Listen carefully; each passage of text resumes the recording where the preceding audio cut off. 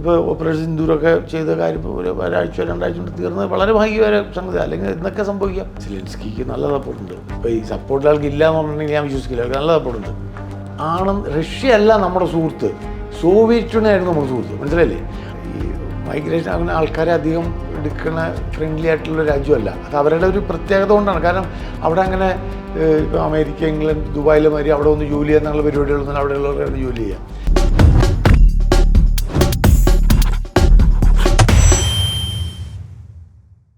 ഒരാഴ്ച കൊണ്ട് അവസാനിക്കുമെന്ന് കരുതിയ ഒരു യുദ്ധം ഇന്ന് ലോക ചരിത്രത്തിൽ തന്നെ നീളമുള്ള അല്ലെങ്കിൽ ഏറ്റവും കൂടുതൽ സമയം ദീർഘമുള്ളൊരു യുദ്ധമായിട്ട് മാറിക്കൊണ്ടിരിക്കുകയാണ്. കഴിഞ്ഞ 3 വർഷമായി റഷ്യ ഉക്രൈൻ സംഘർഷം തുടരുകയാണ്. ഉക്രൈനുമായി ഒരു 40 വർഷത്തിനോളം ബന്ധമുള്ള ഒരു മലയാളി, അദ്ദേഹം ഡോക്ടറാണ്, ശ്രീ UPR മേനോൻ. അദ്ദേഹമാണ് ഇന്ന് ബ്രേവ് ഇന്ത്യക്കൊപ്പമുള്ളത്.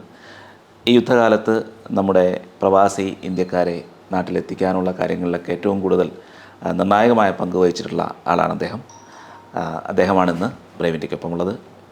യുദ്ധത്തിൻ്റെ കെടുതികളും ഇപ്പോൾ നടന്നുകൊണ്ടിരിക്കുന്നത്, അതായത് ഒരാഴ്ച കൊണ്ട് തീരുമെന്ന് കരുതിയ യുദ്ധം ഇന്ന് 3 വർഷം പിന്നിട്ടിരിക്കുകയാണ്. അപ്പോൾ അതുമായി ബന്ധപ്പെട്ട് ഇന്നത്തെ ഒരു സാഹചര്യത്തെക്കുറിച്ചും അദ്ദേഹം നമ്മളോട് സംസാരിക്കും. ഡോക്ടർ, 40 വർഷമായി ഉക്രൈനുമായുള്ളൊരു ബന്ധമുണ്ട്. 1980-കളിൽ തുടങ്ങി. എങ്ങനെയാണ് ആ ഉക്രൈനിലേക്കുള്ള യാത്രയും അങ്ങനെ ഒരു തീരുമാനവും വരുന്നത്? അത് ഞാനിവിടെ പഠനം കഴിഞ്ഞ് ഞാൻ BSc കഴിഞ്ഞ് അന്നത്തെ കാലത്ത് ഈ സോവിയറ്റ് യൂണിയനിലേക്ക് പഠനത്തിന് വേണ്ടി ആൾക്കാരെ സെലക്ട് ചെയ്തിരുന്നു. അങ്ങനെ ഞാൻ അപ്ലൈ ചെയ്ത് പോയതാണ് അവിടെ മെഡിസിൻ പഠിക്കാൻ വേണ്ടി. 1980 ഞാൻ UC കോളേജിൽ BSc കഴിഞ്ഞതിന് ശേഷം പോയതാണ്. അപ്പോൾ അവിടെ ഈ അന്ന് സോവിയറ്റ് യൂണിയൻ സോവിയറ്റ് യൂണിയനാണ്. എങ്ങനെയായിരുന്നു ആ ഒരു കാലഘട്ടം? ഇപ്പം തമ്മിൽ വ്യത്യാസം ഉണ്ടല്ലോ. അന്ന് വെച്ചിട്ടുണ്ടെങ്കിൽ അത് ഒരു രാജ്യം, മിക്കവാറും എല്ലാ റിപ്പബ്ലിക്കിനും സ്വന്തമായ ലാംഗ്വേജ് ഉണ്ട്. പക്ഷേ പഠനം എല്ലാവരും, അത് ഉപരിപഠനം എല്ലാം റഷ്യൻ ലാംഗ്വേജിലായിരുന്നു. അതങ്ങനെ വേണമെന്ന് സോവിയറ്റ് അന്ന് അവർ ഭരിക്കുന്നത് CPS communist party Soviet union ആണ് ഭരിക്കുന്നത്. അപ്പോൾ അവരുടെ ഒരു നിയമമായിരുന്നു എല്ലാറ്റിലും റഷ്യൻ ലാംഗ്വേജിൽ സംസാരിക്കണം, റഷ്യൻ ലാംഗ്വേജിൽ പഠിക്കണം എന്നുള്ളത് ഉപരിപഠനം. അപ്പോൾ വേറെ രാജ്യങ്ങളിൽ ഇപ്പോൾ നമ്മുടെ ഇവിടുത്തെ മാതിരി ഒരു ഗവൺമെൻറ്റൊക്കെ ഉണ്ട് ഓരോ സ്ഥലത്തും. പക്ഷേ എന്നാലും കൺട്രോൾ ചെയ്യുന്ന മുഴുവൻ USSR എന്നുള്ള കേന്ദ്രീകൃതത്തിലായിരുന്നു. അപ്പോൾ എന്ന് വെച്ചാൽ ഇന്നത്തെക്കാളും വ്യത്യാസം എന്ന് പറഞ്ഞിട്ടുണ്ടെങ്കിൽ ഒരു എന്താ പറയുക, അല്ല, ഈ യുദ്ധത്തിന് മുന്നുള്ള പിന്നെ ഉക്രൈനും തമ്മിലുള്ള വ്യത്യാസം ഇപ്പോൾ പക്ഷേ എല്ലാം മാറിയല്ലോ. എല്ലാം മാറി. യുദ്ധത്തിന് മുമ്പുള്ള ഈ യുദ്ധത്തിന് മുമ്പ് എന്നുള്ള വ്യത്യാസം എന്ന് വെച്ചിട്ടുണ്ടെങ്കിൽ ഈ ഭരണാധികാരികളുടെ വ്യത്യാസമാണ്. അന്ന് ഭരണാധികാരികൾ എന്ന് പറയുന്നത് സോവിയറ്റ് യൂണിയനിൽ ഭരിച്ചിരുന്നത് സെൻട്രൽ കമ്മിറ്റി ഓഫ് കമ്മ്യൂണിസ്റ്റ് പാർട്ടിയിൽ നിന്ന് നിയോഗിക്കുന്ന ആളാണ്. ഓരോ റിപ്പബ്ലിക്കിൻ്റെയും തലവനായിട്ട് വന്ന് അവരാണ് ഭരിച്ചിരുന്നത്. ഇത് ഡിസിൻറ്റിഗ്രേറ്റ് ചെയ്തപ്പോൾ അവർ തന്നെ എല്ലാറ്റിലും പ്രസിഡൻ്റായി. ഈ ഭരിച്ചവർ തന്നെ പ്രസിഡൻ്റായി.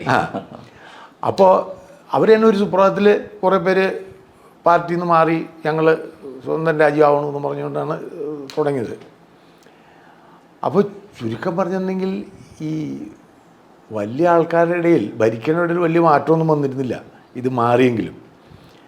കാരണം അവർ പണ്ടുണ്ടായിരുന്നവർ തന്നെ ഇങ്ങനെ ഭരിച്ചുകൊണ്ട് പോകുന്നു, പിന്നെ അവർ കഴിച്ചു ഇങ്ങനെ ഭരിച്ചു ഇങ്ങനെ വന്നു. പക്ഷെ കുറേ കഴിഞ്ഞപ്പോൾ ജനങ്ങൾക്ക് ഒരു കാരണം ഈ സോവിയറ്റ് യൂണിയൻ വിട്ട് കഴിഞ്ഞപ്പോൾ ഈസ്റ്റേൺ യൂറോപ്പ് ബ്ലോക്ക് ഉണ്ടല്ലോ, ഈ പോളണ്ട്, ഹംഗറി, റുമേനിയ, ചെക്കോസ്ലോവാക്യ, അവരൊക്കെ സ്വന്തമായിട്ട് മാറി. അവരുടെയൊക്കെ വളരെ വേഗതയേറിയ പുരോഗമനത്തിലേക്ക് അവർ മാറിക്കൊണ്ടിരിക്കുകയായിരുന്നു. അത് കണ്ടു കഴിഞ്ഞപ്പോൾ ഈ യുക്രൈനിലെ ജനതയ്ക്കും യാദൃശ്യമായിട്ട് അല്ല, ഇവർക്കും ഒരു തോന്നലുണ്ട്. കാരണം നമ്മൾ ഈ യൂറോപ്യൻ യൂണിയനോട് ചേർന്ന, കാരണം ഇവർ യൂറോപ്യൻ യൂണിയനോട് ചേർന്ന് നടക്കുന്ന രാജ്യമാണ്. ചേർന്ന് കഴിഞ്ഞാൽ ഞങ്ങൾക്കും പുരോഗതി ഇപ്പോഴുള്ള ഇതിനെക്കാട്ടിലും ഉണ്ടാകുമെന്ന് പറഞ്ഞാൽ ഞങ്ങളൊരു ഇതിലേക്കാണ് അവർ തുടങ്ങിയത്. അതിൻ്റെ തുടക്കമായിരുന്നു 2014 ആ ഒരു പ്രശ്നം. ഈ 2014 തൊട്ട് തുടങ്ങിയതാണ് ഇപ്പോഴും. അതെ, 2014 അത് പകുതി വെച്ച് നിന്നു, ഫ്രീസ് ചെയ്തിരിക്കുകയായിരുന്നു. അതിൻ്റെ ഒരു 2ാം ഘട്ടം എന്ന രീതിയിലാണ് ഇപ്പോൾ തുടങ്ങിയത്. സത്യത്തിൽ ഇതെന്ന് എല്ലാവരും വിചാരിച്ചിരുന്നത് റഷ്യ പോലുള്ള വലിയൊരു സൈനിക ശക്തി, ലോകത്തെ തന്നെ ഏറ്റവും പ്രധാനപ്പെട്ട സൈനിക ശക്തികളിലൊന്ന്. ഉക്രൈൻ ഒരു ചെറിയ രാജ്യം, ഈ യുദ്ധം അധിക നാൾ നീണ്ടു നിൽക്കില്ല എന്നാണ് എല്ലാവരും കരുതിയിരുന്നത്. എനിക്ക് തോന്നുന്നു ഡോക്ടറും ആദ്യത്തെ ഇൻ്റർവ്യൂകളിലൊക്കെ പറഞ്ഞിരുന്ന ഒരു ഇതിൽ ഇങ്ങനെ മുന്നോട്ട് പോകുമെന്ന് കരുതുന്നില്ല എന്നുള്ള രീതിയിലാണ് പറഞ്ഞത്. പക്ഷേ ഇപ്പോൾ 3 വർഷമായി. എന്താണ് അതുകൊണ്ട് എങ്ങനെയത് ഈ 3 വർഷം നീണ്ടു നിന്നു? തുടക്കത്തിൽ എല്ലാവരും നിങ്ങൾ വിചാരിച്ചു മാറിയത് ഇപ്പോൾ ഒരാഴ്ചക്കുള്ളിൽ സംഗതി തീരും എന്നുള്ള ഒന്നുമല്ല. അവർ എല്ലാവരും വീട് കയറി വരും, അല്ലെങ്കിൽ എന്തെങ്കിലും ഒരു പരിഹാരം ഉണ്ടാവും. അവിടെ ഈ രണ്ടും സംഭവിച്ചില്ല. അതിന് മെയിൻ കാരണം എന്ന് വെച്ചിട്ടുണ്ടെങ്കിൽ ഞാൻ എൻ്റെ ഇതിൽ പലപ്പോഴും പറഞ്ഞിട്ടുണ്ട്, നമ്മൾ ഒരു ദിക്കിലും കാണാത്ത രീതിയിലുള്ള ഒരു പാട്രിയോട്ടിസം അവിടെ ജനങ്ങളുടെ ഇടയിൽ വരികയാണ്. കാരണം ഇന്നലെ വരെ അവരുടെ കൂടെ നിന്നൊരു രാജ്യം പെട്ടെന്നൊരു ശത്രു രാജ്യമായി മാറി തലസ്ഥാനത്തിൻ്റെ 10-12 കിലോമീറ്റർ വരെ ദൂരെ വന്നപ്പോൾ ആൾക്കാർ സ്വന്തമായിട്ട് ചെന്ന് ആർമിയിൽ ചേരുകയാണ്, സ്വന്തമായിട്ട് ആയുധങ്ങൾ വാങ്ങണം, ഞങ്ങൾ റെഡിയാണ് വരാൻ. പിന്നെ വേറൊരു പ്രത്യേകതകൾ നിങ്ങൾ മനസ്സിലാക്കണം. ഈ അഫ്ഗാനിസ്ഥാനിൽ സോവിയറ്റ് യൂണിയൻ്റെ ഇടപെടലുണ്ടായിരുന്നല്ലോ. അതെ. അന്ന് പോയ സൈനികരൊക്കെ ഉണ്ടല്ലോ, അവരൊക്കെ അതിൽ പോലെ ഇപ്പോഴും ജീവിച്ചിട്ടുണ്ട്. അവർക്കിപ്പോൾ 50-60 വയസ്സായിട്ടുള്ള ആൾക്കാരാണ്. അങ്ങനെയുള്ള ആൾക്കാരൊക്കെ സ്വമേധയാ പോയിട്ട് ആർമി ചേർന്ന് ഇതിനു വേണ്ടി ചെറുത്ത് നിൽക്കാൻ വേണ്ടി നിൽക്കുകയാണ്. ആ ഒരു ചെറുത്ത് നിൽപ്പ് പ്രതീക്ഷിച്ചില്ല റഷ്യ. അങ്ങനെയാണ് ചെറുത്ത് നിന്ന് ആ കീവിൽ നിന്നൊക്കെ ഒരു വിട്ടുപോകേണ്ടി വന്നു. അപ്പോഴേക്കും മറ്റുള്ള രാജ്യങ്ങളിൽ നിന്നുള്ള ആയുധത്തിനുള്ള സഹായം, പിന്നെ ആധുനിക വെപ്പൺസ്, ആധുനിക സംവിധാനം അതിലേക്ക് മാറിക്കഴിഞ്ഞപ്പോൾ പിന്നെ യുദ്ധം നീണ്ടു. കാരണം അതങ്ങനെ പിടിക്കാൻ പറ്റില്ല എന്ന് മനസ്സിലായി. അങ്ങനെ ഓരോ സ്ഥലങ്ങളിലേക്ക് ബോംബ് വരും, അവിടെ തകരും, ഇവിടെ വരും. അപ്പോൾ അവിടെ എന്തെങ്കിലും ഡിഫൻസ് സിസ്റ്റം കൊണ്ടുവരും. ഇങ്ങനെ നീണ്ടുകൊണ്ടുകൂടി ആർക്കും ഒരു തീരുമാനമില്ലാതെ 3 കൊല്ലമായിട്ട് നീണ്ടുകൊണ്ടൊരു സാധനം. ഈ 2014 യുദ്ധം തുടങ്ങിയ സമയത്ത് അന്ന് എങ്ങനെയായിരുന്നു അവിടുത്തെ ഒരു സാഹചര്യം? ഈ 2014 ഇത് തുടങ്ങാനുള്ള മെയിൻ കാരണം, അത് നിങ്ങൾ വായിച്ചിട്ടുണ്ടാകും പേപ്പറിൽ, എല്ലാവരും അറിയാവുന്ന ഇതെങ്ങനെ, ഈ ജനങ്ങൾ അന്നൊരു പ്രസിഡന്റ് ഉണ്ടായിരുന്നു അവിടെ. അതെ അതെ. അദ്ദേഹത്തിനോട് ജനങ്ങളുടെ ഹിതമനുസരിച്ച് അവിടെ പാർലമെൻറ്റ് പാസ്സായതാണ് യൂറോപ്യൻ യൂണിയനിലേക്ക് ചേരാൻ വേണ്ടി എന്നുള്ളത്. പക്ഷെ അങ്ങേര് ഈ അന്ന് ഈ CIS Commonwealth of independent States എന്നുള്ളൊരു സോവിയറ്റ് യൂണിയൻ വിട്ടതിന് ശേഷം അവരെല്ലാം കൂടി കൂടിച്ചേർന്നുള്ളതാണ്. അവിടെ ചെന്നപ്പോൾ പുള്ളി ഇതിലേക്ക് മാറാണ്ട് യൂറോപ്യൻ യൂണിയനിലേക്ക് മാറില്ല എന്നുള്ളൊരു സ്റ്റാൻഡ് എടുത്തു. അത് ജനങ്ങൾക്ക് ഒരു ഇഷ്ടപ്പെട്ടില്ല. അപ്പോൾ ആ ഒരു ഗവൺമെൻറ്റിനെതിരായിട്ടാണ് അന്ന് ജനങ്ങൾ ഇറങ്ങിയത്. അന്ന് ജനങ്ങൾ ഇറങ്ങി അത് കുറേ പേര് മരിക്കുകയൊക്കെ ഉണ്ട്. ഇവിടെ കീവിൻ്റെ സെൻറ്ററിൽ ആൾക്കാർ വിൻ്ററിൽ ടെൻ്റൊക്കെ കെട്ടിയിരിക്കുകയും അവിടെ പല ആൾക്കാരുമായിട്ട് വെടിവെപ്പും അങ്ങനെ കുറേ പേര് മരിക്കലൊക്കെ ഉണ്ട്. ഇപ്പോൾ അവരുടെ മോണിമെൻറ്റ്സൊക്കെ അവിടെ ഉണ്ട് ഇപ്പോഴും. ആ ഒരു യുദ്ധത്തിന് പിന്നെ ക്രീം അവർ അനക്സ് ചെയ്തു. പക്ഷെ അതൊരു ഫ്രീസായി അവിടെ കുറച്ച് കഴിഞ്ഞപ്പോൾ. ആ ഡൊൺബാസ് എന്നുള്ള രാജ്യവും ക്രീമും അവിടെ പോയി. അങ്ങനെ ഇതിലൊരു ഫ്രോസണായിട്ട് അങ്ങനെ ഇരിക്കുകയായിരുന്നു. അതങ്ങനെ ഇടയ്ക്ക് അവിടെ ചില പ്രശ്നങ്ങളുണ്ടാവും. സത്യത്തിൽ ഈ റഷ്യക്ക് എന്താണ്, റഷ്യയുടെ പ്രശ്നം എന്താണ്? എന്തുകൊണ്ടാണ് ഇങ്ങനെ ഒരു ഇത്രയും നീണ്ടു നിൽക്കുന്ന യുദ്ധത്തിലേക്ക് കടക്കുകയും പെട്ടെന്നൊരു തീരുമാനത്തിലേക്ക് വരികയായിരുന്നു? അതോ റഷ്യക്ക് അങ്ങനെ എന്താണ് റഷ്യയുടെ പ്രധാന പ്രശ്നം? കഴിഞ്ഞ ഇതിപ്പോൾ യുദ്ധത്തിൻ്റെ തലേദിവസം വരെ റഷ്യൻ പ്രസിഡന്റ് പറഞ്ഞിരുന്നത് യുദ്ധം ഞാൻ ചെയ്യില്ല, എനിക്ക് അതിൻ്റെ ആഗ്രഹമില്ല എന്നല്ലേ. പക്ഷേ 24-ാം തീയതി രാവിലെ എനിക്ക് നോക്കുമ്പോൾ ബോംബ് സ്ഫോടനം കേട്ടാണ് എല്ലാവരും എണീക്കണേ.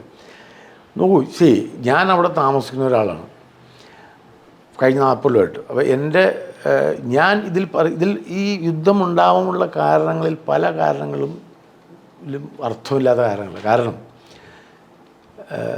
നാറ്റോയിൽ ഉക്രൈൻ ചേരാൻ പാടില്ല എന്നുള്ളൊരു ഇത്.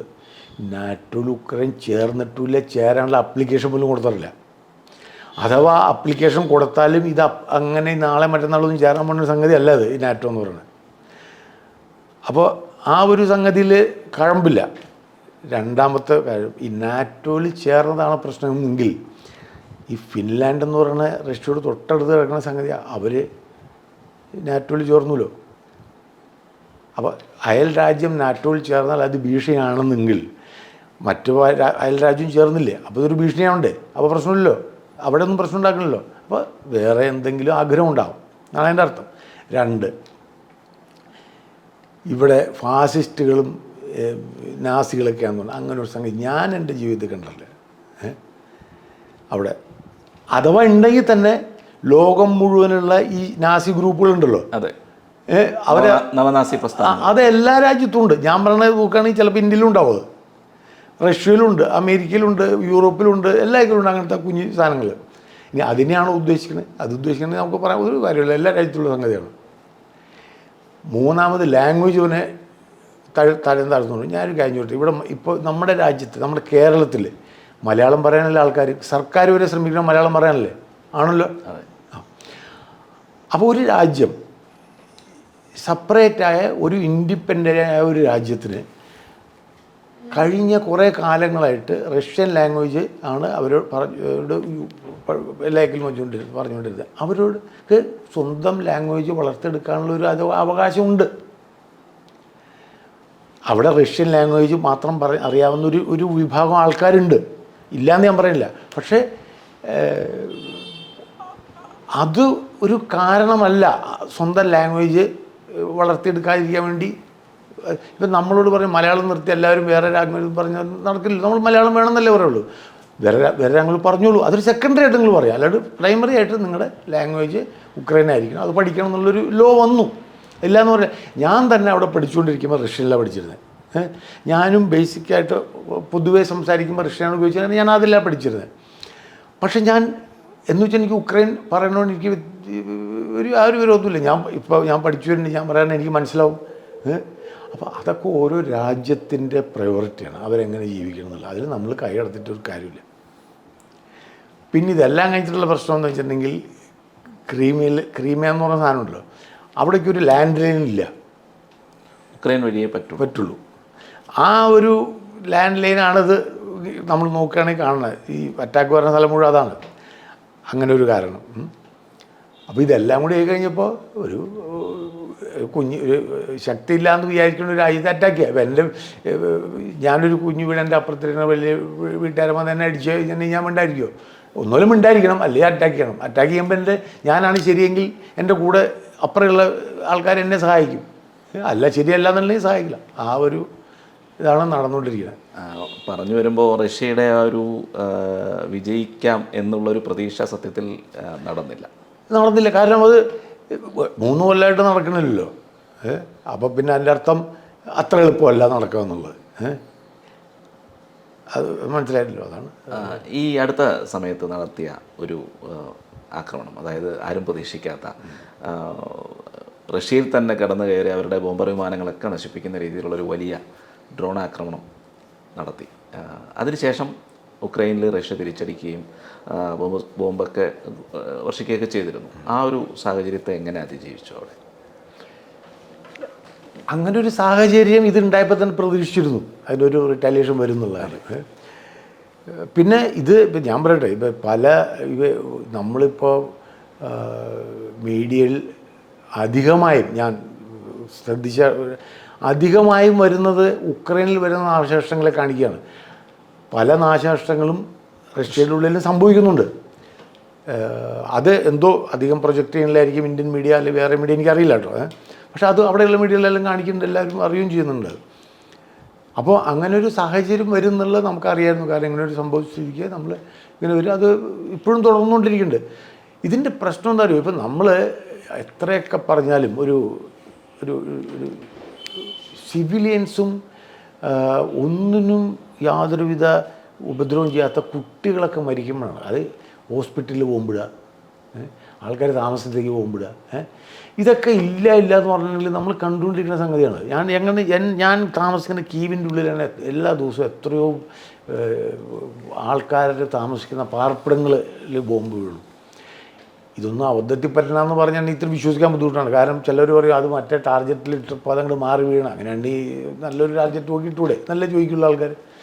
ആ ഒരു കാര്യങ്ങളിലാണ് നമുക്ക് ഏറ്റവും വലിയ യുദ്ധം വരുമ്പോൾ നമുക്കറിയാം ആൾക്കാർ ആദ്യം ടാർഗറ്റ് ചെയ്യണ ഡിഫൻസ് മേഖലയാണ്. പക്ഷെ അങ്ങനെയല്ല ഇപ്പോൾ സംഭവിച്ചുകൊണ്ടിരിക്കുന്നു എന്നുള്ളതാണ് നമ്മൾ കാണേണ്ടത്, മനസ്സിലായില്ലേ? അത് എങ്ങനെയെങ്കിലും നിർത്തുക എന്നുള്ള എല്ലാവർക്കും ഒരു ഈ 3 വർഷമായിട്ട് ഇപ്പോൾ ഈ യുദ്ധം തുടരുകയാണ്. അപ്പോൾ ബങ്കറുകളിലെ താമസം, പുറത്തിറങ്ങുമ്പോൾ സൈറൺ വരുന്നു. അപ്പോൾ എനിക്ക് തോന്നുന്നു ഈ ഒരു സമയം കൊണ്ട് അതിനോട് എല്ലാവരും യോജിച്ചു കഴിഞ്ഞു. ഇപ്പം ഞാൻ പറയട്ടെ, തുറന്ന് പറയും, ഇപ്പോൾ പൊതുവെ എല്ലാവരും ഇപ്പോഴും ഒരുമാതിരിപ്പെട്ട എല്ലാവരും പോകുന്നുണ്ട്. കാരണം മെട്രോ സ്റ്റേഷൻ്റെ അടിയിലൊക്കെ ബങ്കർ സിസ്റ്റമാണല്ലോ. ബങ്കർ എന്ന് പറയുമ്പോൾ മെട്രോ അണ്ടർഗ്രൗണ്ട് അവിടെ ഇരിക്കുക. ഇപ്പം ഇത് ആൾക്കാർക്ക് ജോലി ചെയ്യുന്നുണ്ട്, ഭക്ഷണം. കാരണം 41 മില്യൺ ഉണ്ടായിരുന്ന ആൾക്കാരിൽ 10 മില്യൺ ആൾക്കാർ പുറത്തു പോയി കഴിഞ്ഞു. 8 മില്യൺ ഇൻറ്റേർണൽ ഡിസ്പ്ലേസ് ആയി കഴിഞ്ഞു. വേറെ യുദ്ധം നടക്കുന്ന സ്ഥലത്ത് നിങ്ങളിലേക്ക് വന്ന് താമസിക്കുന്നവർ ആയി കഴിഞ്ഞു. അപ്പോൾ കുറേ നാൾ കഴിയുമ്പോൾ ഇവർക്കും ജീവിക്കണം, അവർ ജോലി ചെയ്യാൻ പോകും. അപ്പോൾ എന്തായാലും മിസൈൽ വരിക അതുവരെ എന്നുള്ള ആ സമയത്ത് നോക്കാം. അതുവരെ നമ്മൾ ചെയ്യുക ബസാർ ജോലി ചെയ്യണവരുണ്ട്, അവർക്ക് ബസാറിൽ തന്നെ ജോലി ചെയ്യണം. അല്ലാണ്ട് അവർക്ക് പോയി ബങ്കറിൽ പോയിരിക്കാൻ പറ്റും രാവിലെ മുതൽ വൈകുന്നേരം വരെ. ആ ഒരു സ്ഥിതിയിലേക്ക് മാറി. ഇപ്പോൾ ആൾക്കാർ വരട്ടെ എന്നുള്ള സ്ഥിതിയിലാണ് ഇപ്പോൾ എല്ലാവരും ജീവിക്കണം. പക്ഷേ എന്താ ചെയ്യുക, പലരും പോയിരിക്കണം എന്നാണ് നിയമം. അതിന് ഞങ്ങൾക്കൊരു ആപ്പ് സിസ്റ്റമൊക്കെ ഉണ്ട്. ആപ്പിൽ അറിയാൻ പറ്റും എവിടുന്ന് എപ്പോഴും അറ്റാക്ക് വരാൻ സാധ്യതയുണ്ട്. അപ്പോൾ അവർ നമ്മൾ വാൺ ചെയ്യും, ആ സമയത്ത് പോയിരിക്കണം. അത് തീരുമ്പോഴും തുടങ്ങുമ്പോഴും നമുക്ക് വാണിംഗ് വരും. പല ഇൻറ്റൻസിറ്റി അനുസരിച്ച് വാണിംഗ് വരും. അതനുസരിച്ച് നമ്മൾ നമ്മുടെ ക്രമീകരിക്കുക. നമ്മുടെ നേരിട്ട് കണ്ടോ ഇതൊക്കെ വീഴുന്നതും ഒക്കെ? പിന്നെ നമുക്ക് രാത്രി കാണാം. ഇത് ഈ ഡ്രോൺ പോണൊക്കെ കാണാം. ഡ്രോൺ പോണതും ഡ്രോൺ അടിച്ചിടണതും കാണാൻ പറ്റും. പിന്നെ വേറെ പ്രശ്നം എന്ന് വെച്ചാൽ രാത്രി 10 മണി കഴിഞ്ഞാൽ പുറത്തിറങ്ങാൻ പാടില്ല. 12 മണി കഴിഞ്ഞാൽ കർഫ്യൂ ആണ്. 12 to 5 നമ്മൾ പുറത്തിറങ്ങാൻ പാടില്ല. അത് പുറത്തിറങ്ങിയാൽ അവർക്ക് വേണമെങ്കിൽ ക്വസ്റ്റ്യൻ ചെയ്യാം. പാടില്ല, ആരും ഇറങ്ങില്ല. ഓൺലി പട്ടാൾക്കാർ മാത്രമേ ഇറങ്ങുള്ളൂ. അപ്പോൾ മെയിൻ സ്ഥലങ്ങളിലൊക്കെ അവർ ക്യാമ്പ് ഉണ്ടാവും. അപ്പോൾ നമുക്ക് വീടിൻ്റെ മുകളിലേക്ക് ഇപ്പോൾ കാണാം പോണത്. അപ്പോൾ എവിടെയെങ്കിലും അടിച്ചിടുമ്പോൾ അവർ അടിച്ചിരുന്ന കാണാം, ഉച്ചയാക്കാം. അതിപ്പോൾ ഒരു സാധാരണ സംഭവമായിട്ട് മാറി കഴിഞ്ഞിരിക്കുകയാണ് ഇപ്പോൾ എല്ലാവർക്കും. ഈ സെലൻസ്കി അവിടെ ഒരു വീരനായകനായി മാറിയോ? സെലൻസ്കിക്ക് നല്ല സപ്പോർട്ടുണ്ട്. ഇപ്പോൾ ഈ സപ്പോർട്ട് ആൾക്ക് ഇല്ല എന്ന് പറഞ്ഞിട്ടുണ്ടെങ്കിൽ ഞാൻ വിശ്വസിക്കില്ല. ആൾക്ക് നല്ല സപ്പോർട്ടുണ്ട്. അയാൾ ചില പറഞ്ഞു അയാൾ അവിടെ കുറച്ച് അതുകൊണ്ടാണ് എങ്ങനെയാണ്. പിന്നെ അയാൾക്ക് നല്ല സപ്പോർട്ടുണ്ട്. ഇപ്പോഴും ജനം അയാളുടെ നല്ലതായിട്ട് രീതിയിൽ സപ്പോർട്ടുണ്ട്. കാരണം അയാൾക്ക് വേണമെങ്കിൽ പോകുമായിരുന്നില്ല. അയാളോട് പറഞ്ഞല്ലേ വിൽ ടേക്ക് അവേ എന്ന് യുദ്ധം തുടങ്ങിയപ്പോൾ അയാൾ പറഞ്ഞ് പോകില്ല എന്ന് പറഞ്ഞില്ലേ. അപ്പോൾ അതിൻ്റെ അർത്ഥം അയാൾ രാജ്യത്തിന് വേണ്ടി നിൽക്കുന്നു. അപ്പോൾ അയാൾക്ക് സപ്പോർട്ടുണ്ട്. ഈ കരയുദ്ധത്തിൽ റഷ്യൻ സൈനികരൊരു കീവിനടുത്ത് വരെ എത്തിയിരുന്നു. അത് അപ്പോഴും നല്ലൊരു ബാറ്റിലായിരുന്നു അത്. അതും ടാങ്കും ആൾക്കാർ പട്ടാളമായിട്ട് ഉള്ള നല്ല കുറേ നഷ്ടങ്ങൾ സംഭവിച്ചു. അവിടെ ബൂച്ച എന്ന് പറഞ്ഞ സ്ഥലത്ത് ബൂച്ച മസക്കേർ എന്ന് പറഞ്ഞ ആൾക്കാർ മരിച്ചു വീണതും കുഴിച്ച് വിട്ടത് കണ്ടുപിടിക്കുകയൊക്കെ ഉണ്ടായത്. അതൊരു ഭയങ്കര അവർ പിന്നെ തിരിച്ചു പോയത് അത് അതാണ് പറയുന്നത്. കഴിഞ്ഞില്ല. ഇത്രയ്ക്കൊരു ഡിഫൻസ് അവർ പ്രതീക്ഷിച്ചില്ല. അതുമല്ല, അത് കുറേ ദൂരെയാണ് വരുന്നത്. ബെലാറഷ്യ വഴിയാണ് വന്നത്. അപ്പോൾ അവിടുന്ന് ഇപ്പോൾ സാധനങ്ങളും യുദ്ധം തീർന്ന സാധനങ്ങളും എത്തിക്കണ്ടേ, ടാങ്കും എത്തിക്കണ്ടേ. അപ്പോൾ അതൊക്കെ അത്ര ബുദ്ധിമുട്ട് പ്രതീക്ഷിച്ചില്ല. നമ്മൾ റെസിസ്റ്റൻസ് പ്രതീക്ഷിച്ചില്ല. ആ റെസിസ്റ്റൻസ് പ്രതീക്ഷിക്കാണ്ടായപ്പോഴാണ് ഇങ്ങനെ സംഭവിച്ചത്. ഈ തുടക്കത്തിൽ ഇങ്ങനൊരു യുദ്ധം തുടങ്ങി. അപ്പോൾ ആ സമയത്ത് നമ്മുടെ ഇന്ത്യൻ വിദ്യാർത്ഥികൾ ഇവരെയൊക്കെ എങ്ങനെയാണ് നമ്മൾ? അതായിരുന്നു ഏറ്റവും വലിയ ബുദ്ധിമുട്ട്. കാരണം പലരും പല ദിക്കിലായിട്ട് സ്കാറ്റർ ചെയ്ത് കളിക്കായിരുന്നു. അതുമല്ല അങ്ങ് അതിലൊരു നിർണായക പങ്ക് വഹിച്ചിരുന്നു. പെട്ടെന്നൊരു വിസ്ഫോടനത്തിൽ എല്ലാം ഈ ട്രാൻസ്പോർട്ടൊക്കെ നിലച്ചല്ലോ. ആൾക്കാർ മുഴുവൻ സ്വന്തം വണ്ടിയിലും അല്ലാത്ത രീതിയിലും പല സ്ഥലത്തുനിന്നും ആൾക്കാർ മാറി താമസിക്കുകയാണ്, അല്ലെങ്കിൽ പുറത്തേക്ക് പോകണു. ട്രെയിനൊക്കെ ഫുള്ളാണ്, അതിൽ നിന്ന് കയറാൻ പോലും പറ്റില്ല. അപ്പോൾ ഈ ഓരോരുത്തർ സ്റ്റുഡൻസിനെ ഈ ഹാർക്കീവ് എന്നൊക്കെ പറയുന്ന സ്ഥലത്ത് യുദ്ധം, ബോർഡർ സ്ഥലം, അവിടെയൊക്കെ യുദ്ധം കൊടുമ്പിരി കൊണ്ടിരിക്കുന്ന സമയമാണ്. അവിടെ നിന്നൊക്കെ കുട്ടികളെ ഇങ്ങോട്ട് കൊണ്ടുവരിക, കീവിലേക്ക് കൊണ്ടുവരിക. കീവിൽ നിന്ന് വേറെ ട്രെയിനിൽ കയറ്റി ബോർഡറിലേക്ക് കൊണ്ടുപോകുക. ബോർഡറിൽ ആളെ ഏൽപ്പിച്ച് അവിടെ നിന്ന് വേറെ ഇതിലേക്ക്. അതൊക്കെ വളരെ ബുദ്ധിമുട്ടുള്ള ഒരു സംഗതിയായിരുന്നു. അതുമല്ല, പിന്നെ ഇന്ത്യൻ എംബസി എന്ന് പറഞ്ഞാൽ അതൊരു വലിയൊരു എംബസി അല്ല. അത് 4-5 പേരുള്ളൊരു എംബസി ഉള്ളൂ. അപ്പോൾ ഉക്രൈനാണല്ലോ. കാരണം ഉക്രൈനായിട്ട് നമുക്ക് അത്രയ്ക്ക് വലിയ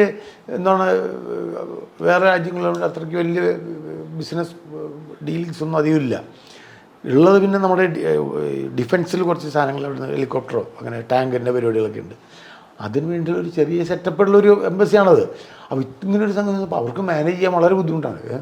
ഇവരെല്ലാവരും കൊണ്ടുവരണം. അപ്പോൾ കൊണ്ടുവന്ന് കഴിയുമ്പോൾ ഇവരും ഈ ആൾക്കാരും പോകാനുള്ള ഈ തിരക്കിൽ വണ്ടിയിൽ ഇടിച്ച് കയറുന്ന ട്രെയിനിൽ ഇവരും അതിൻ്റെ ഉള്ളിൽ കയറ്റണം. മനസ്സിലായില്ലേ?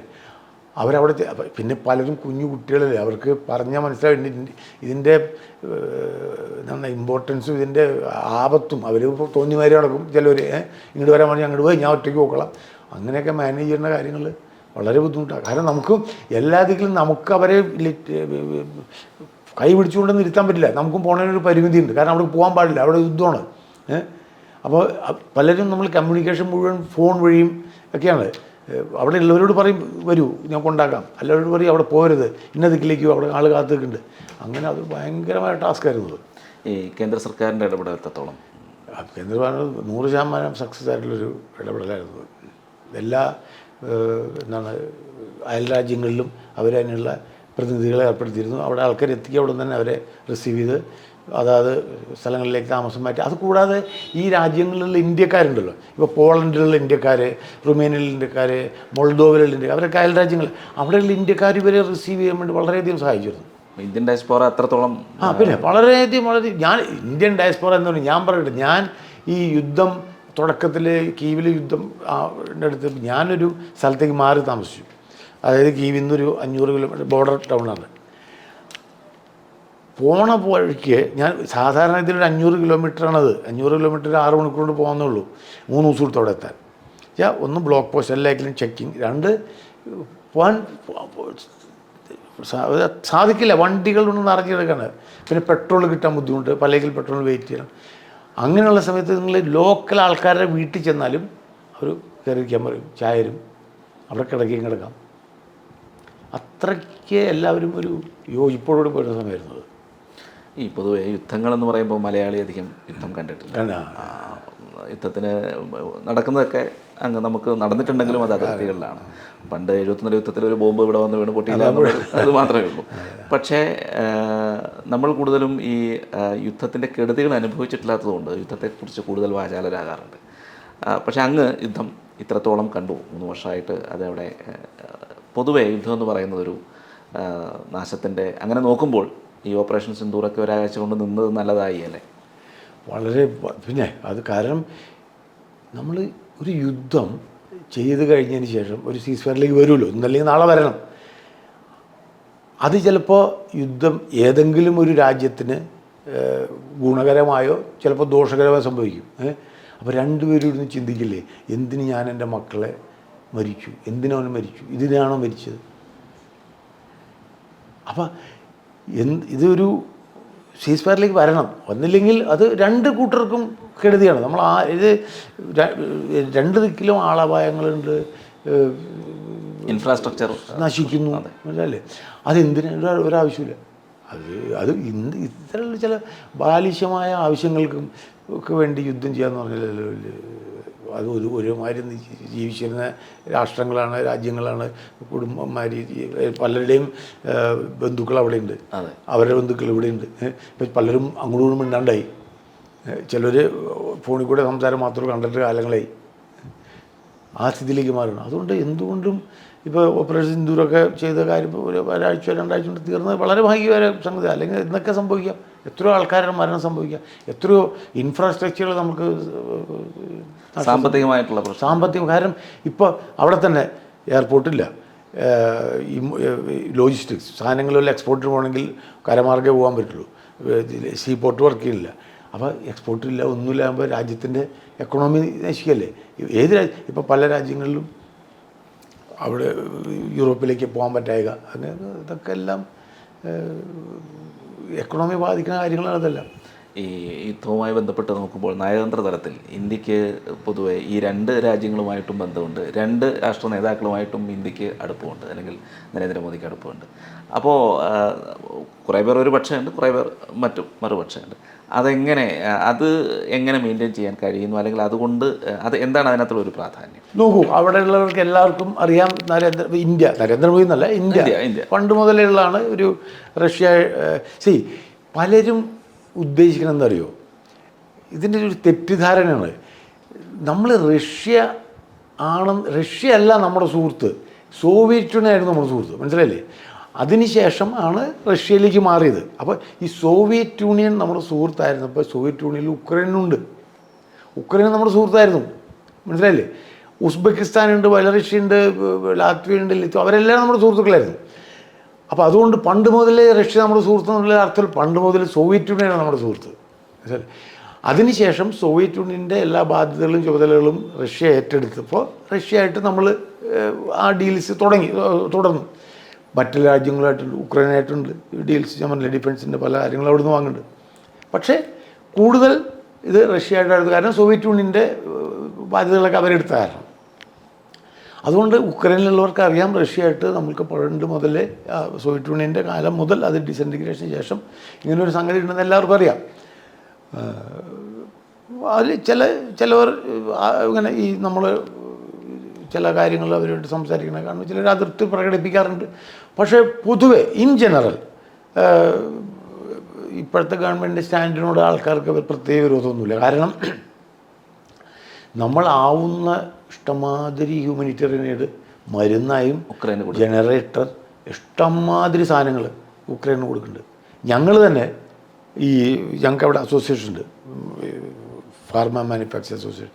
ഞങ്ങൾ തന്നെ $7-8 മില്യൺ മരുന്നുകളായിട്ട് കൊടുത്തു കഴിഞ്ഞു. അതുകൂടാണ്ട് ഇന്ത്യ ഗവൺമെൻറ് എത്രയോ സാധനങ്ങൾ അവിടേക്ക് ഫ്രീ ആയിട്ട് കൊടുക്കും. അപ്പോൾ അവർക്കറിയാം നമ്മുടെ ഒരു സ്റ്റാൻഡെന്ന് പറഞ്ഞിട്ടുണ്ടെങ്കിൽ ആരുടെയും നമ്മൾ ഓരോരുത്തരെയും ടെറിട്ടറിയെ മാനിക്കുന്നു എന്നുള്ളത് നമ്മൾ പറഞ്ഞിട്ടുള്ളതാണ് പലയെങ്കിലും. അപ്പോൾ അത് രണ്ടും സുഹൃത്തുക്കളാണ്. അതിനുവേണ്ടി ഇപ്പം നമ്മുടെ ഗവൺമെൻറ് പറഞ്ഞല്ലോ ഇതെപ്പോഴും എത്രയും വേഗം അവസാനിപ്പിക്കണം എന്നുള്ളൊരു സൈഡിലാണ് നമ്മൾ ഗവൺമെൻറ് നിൽക്കുന്ന. കാരണം രണ്ടുപേർക്കും നമ്മുടെ സുഹൃത്തുക്കളാണ്, രണ്ടുപേരെയും നമ്മൾ. ഇതൊരു ഉടനെ എങ്ങനെയാണ് അവസാനിക്കുമോ? എന്തായിരിക്കും സ്ഥിതി? പലവരും പറഞ്ഞു ഇതിപ്പോൾ 24 മണിക്കൂറിൽ തീർക്കുന്നൊക്കെ പറഞ്ഞ ആൾക്കാർ തിരുന്ന് വിചാരിച്ചിരുന്നു നമ്മൾ. പക്ഷേ അത് എൻ്റെ അഭിപ്രായത്തിൽ ഇപ്പോൾ എങ്ങനെ അവസാനിക്കും? ഏതെങ്കിലും ഒരു ഉടമ്പടിയോ എന്തെങ്കിലും ഉണ്ടാവണമല്ലോ. കുറച്ച് ടോക്സ് ടർക്കിയിൽ ഇപ്പോൾ നടക്കുന്നുണ്ട്. പക്ഷെ അതിനൊരു ഒരു ഒരു അവസാനം കാണുന്നില്ല. ഓരോ തവണ ഓരോ പ്രശ്നങ്ങളായിട്ട് മാറിക്കൊണ്ടിരിക്കുന്നു. അപ്പോൾ പക്ഷേ ഇത് എന്തായാലും അവസാനിക്കണം. അതിപ്പോൾ പലരും വിചാരിച്ചില്ല അവസാനിക്കും ഈ സമ്മറോടുകൂടി.